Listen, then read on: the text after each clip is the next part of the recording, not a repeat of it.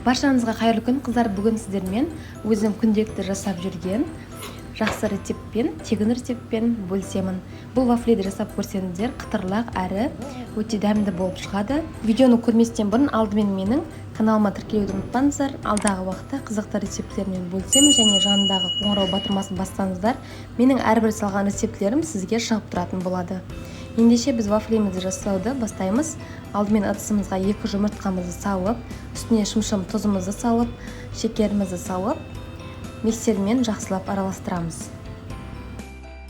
Өзіңіз қалауыңызша көп вафли шыққан қаласаңыз, дәл осы рецепті 2 еселеп жасасаңыздар болады. Мен 2 жұмыртқаны жасадым. 2 есе қылып көбейте бересіздер, 4 жұмыртқа қосып, және шекерін де майын да 2 еселеп жасай бересіздер. Міне осылай көпіргенше араластырамыз. Алдын ала біз содан кейін сары майымызды алдын ала ертіп дайындап қоямыз. Дайын тұрған сары майымызды осы бірінші араласқан қоспамыздың үстіне қосамыз. Содан кейін енді біз ұнымызды 2-ге бөліп миксерлейміз.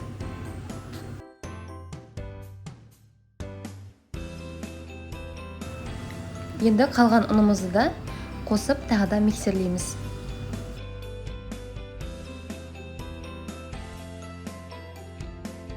Менің каналыма тіркелуді ұмытпаңыздар. Алдағы уақытта қызықты рецепттермен бөлісемін және тегін мастер-класстармен бөлісетін боламын.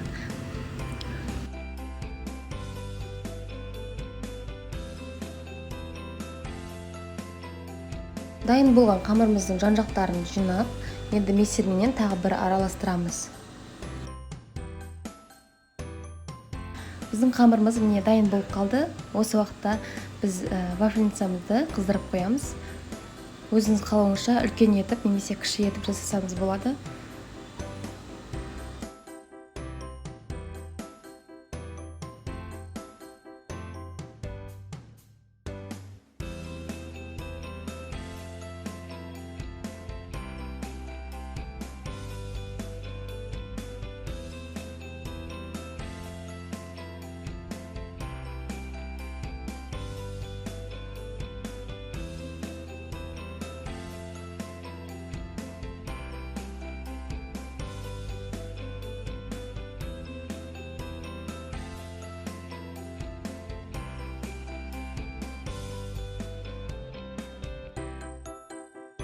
Дәл осы рецептпен жасап көріңіздер, өте дәмді болып, әрі қытырлақ болып шығады.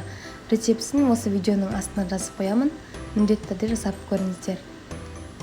Әлі де бізде бұл вафлилер сәннен қалар емес, барлық үйде дастарханнан табылатын біздің вафлиларымыз өте әдемі болып шықты.